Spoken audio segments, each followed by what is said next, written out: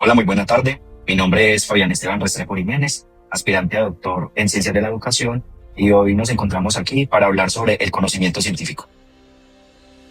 Adentrándonos en el tema, en la introducción se plantea que el conocimiento científico no solo es el conjunto de acciones absolutas y poco modificables, sino también que pueda ser revisado constantemente y de forma crítica.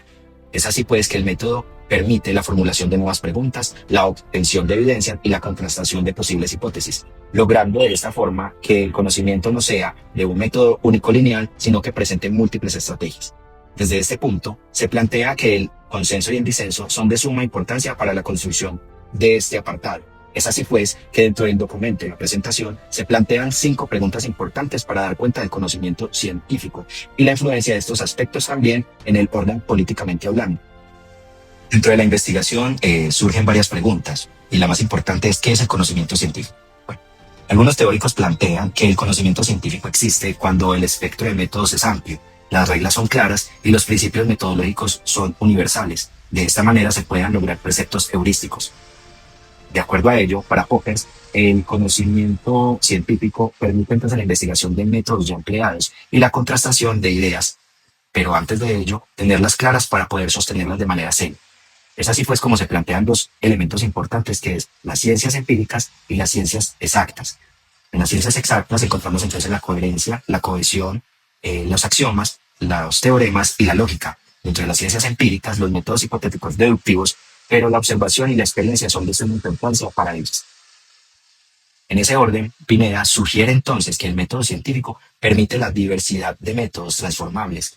De esta forma, los especialistas en el tema, las comunidades científicas, sean los que posibiliten dicho conocimiento, logrando entonces una producción y una validación de ellos. Ahora bien, se presenta una segunda pregunta que es el conocimiento científico que genera dentro de las políticas. Bueno, en el rastreo se puede encontrar que los científicos permiten observar la realidad y las posibles soluciones. Uno de los elementos más importantes o uno de los casos más evidentes fue la pandemia, el COVID-19. Los científicos identificaron que estaba afectando a la humanidad y luego de ello presentan una serie de posibles soluciones, las vacunas. Sin embargo, también se pueden generar malas interpretaciones de acuerdo a la jerga que se utiliza con frecuencia en los textos científicos.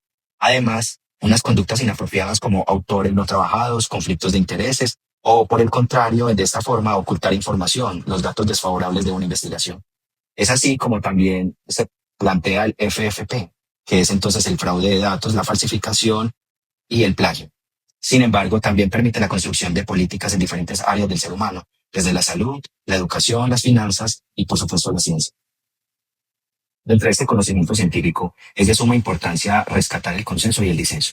Entonces encontramos que en el consenso hablamos de la fundamentación teórica, las críticas previas que se tienen y la crítica científica de comunidades científicas. Por otro lado, para Uso Batarrita, entonces él plantea que es una evidencia científica que responde a preguntas planteadas y soluciones acertadas, seleccionando la mejor evidencia posible, logrando entonces unos métodos de consenso, Delphi, grupo nominal y conferencia de consenso. Para Alonso, él dice que las creencias son concretas y adecuadas, y además pueden ser adecuadas o ingenuas, pero ambas contribuyen a mejorar el aprendizaje. Dentro del disenso se plantea como un margen amplio de la subjetividad. Fusaro entonces plantea que esto es cuestionar el orden ya establecido, oscilando entre la vergüenza de la subjetividad, el sujeto pensante por individualismo, y la revolución de un nuevo paisaje, quebrar aquellos esquemas que ya están establecidos. Entonces se presenta una revolución científica. Según Vuela, él dice que de esta manera se puede presentar un método del saber popular, en la medida de no negar la existencia, planteando la petición de hic Rhodus, hic saltus, lo que traduce en que alguien demuestre de inmediato y en el presente lo que presume haber hecho en el pasado o en el lugar. Luego de plantear el disenso y el consenso, se identifica o se pregunta qué es la ciencia y la pseudociencia, encontrando que las ciencias son conocimientos estructurales, los razonamientos inductivos y deductivos, y finalmente las leyes universales, los métodos de contrastación, hipótesis formuladas desde la objetividad. Las pseudociencias son las observaciones o datos carentes de fuentes, carecen de estructuras institucionales y plantean afirmaciones exageradas o falsas. Pero ¿cuál es la diferencia entonces? ¿Dónde radica? En la ciencia logramos encontrar conocimientos estructurados y en la pseudociencia no tan estructurados.